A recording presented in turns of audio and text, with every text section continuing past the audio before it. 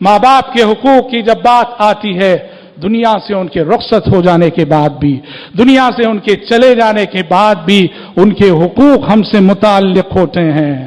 وہ زندہ ہو یا وہ وفات پا چکے ہو، وہ ہمارے گھر میں ہو یا وہ قبر میں سو رہے ہو، بہر صورت ان کے حقوق ہم پر اولاد ہونے کی حیثیت سے بہت ساری باتوں کا ہم سے تقاضا کر دے۔ ایک صحابی آئے، آ کے کہا، اے اللہ کے نبی، میرے ماں باپ کی اطاعت و فرما برداری، زندگی میں نے ان کی اطاعت و فرما برداری کر لی ہے، وفات پا چکے ہیں، اب وفات پانے کے بعد بھی ان کے کوئی حقوق مجھ پہ واجب ہیں کیا؟ پیارے نبی صلی اللہ علیہ وسلم نے کہا، ہاں 5 حقوق۔ کہا کہ ہاں 5 باتوں کی تعلیم آپ نے دی جو ہر اولاد کو چاہیے کہ اب وہ اپنے وفات شدہ ماں باپ کے حوالے سے ان باتوں کا خیال رکھے۔ کہا پہلی چیز، ہمیشہ ان کو دعا میں یاد رکھنا، ان کے حق میں دعا کرنا۔ جب بھی دست دعا اٹھے اللہ سے مانگنے کے لیے، جہاں ہم اپنے لیے مانگتے ہیں، اپنے ماں باپ کے لیے مانگے، ان کی برزخی زندگی کے لیے، ان کی قبر کی زندگی کے لیے، ان کے سفر آخرت کے لیے، ان کے حساب و کتاب کے لیے، ہمیشہ آسانی کے لیے دعا کرنا۔ کہا دعا، پھر کہا استغفار والاستغفار لہما،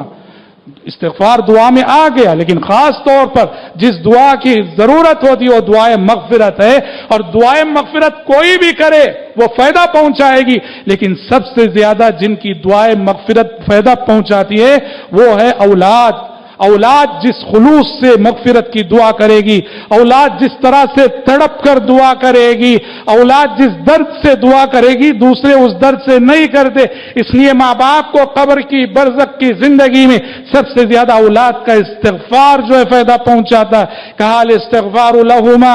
وفات کے بعد تمہارے ماں باپ کا دوسرا واجب ہونے والا حق کہ ماں باپ کے حق میں استغفار کرو، اور تیسرا کہا کہ انہوں نے زندگی میں یا موت کے وقت تمہیں جو وصیت کر گئے ہیں وہ ان وصیتوں کو پورا کرنا، اس عہد و پیمان کا لحاظ رکھنا اور ان کی وصیتوں کو پورا کرنا۔ اور کہا چوتھا حق، کہا کہ اکرام و صدیقہما، تمہارے والدین، تمہارے ماں باپ کے جو دوست و احباب ہیں، والدین کے وفات کے بعد اپنے والدین کے دوست و احباب کے ساتھ حسن سلوک کرنا، ان کی عزت کرنا، ان کو ہدیہ دینا۔ دیکھو کہ ماں کی سہیلیاں کون تھیں، ماں کی کن سے بنتی تھی، ماں کے ساتھ کن کا گہرا رشتہ تھا، ان کو چاہنے والی ماں کن کو چاہتی تھی، جاؤ ان سے محبت کرو، ان کو اپناؤ، ان کو ہدیہ دو۔ اور دیکھو کہ باپ کے دوست کون تھے جن سے مل کر تمہارا باپ خوش ہوتا تھا، ان کے ساتھ حسن سلوک کرو۔ اور 5واں حق کہا وصلۃ الرحم الذی لا توصل الا بہما، کہ دونوں طرفین سے ماں باپ سے جڑنے والی رشتہ داری کا لحاظ رکھنا۔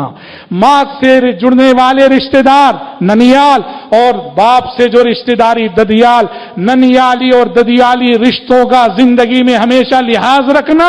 یہ والدین کے دنیا سے رخصت ہو جانے کے بعد ان کے ساتھ حسن سلوک کا اعلیٰ ترین مظہر ہے۔ حضرات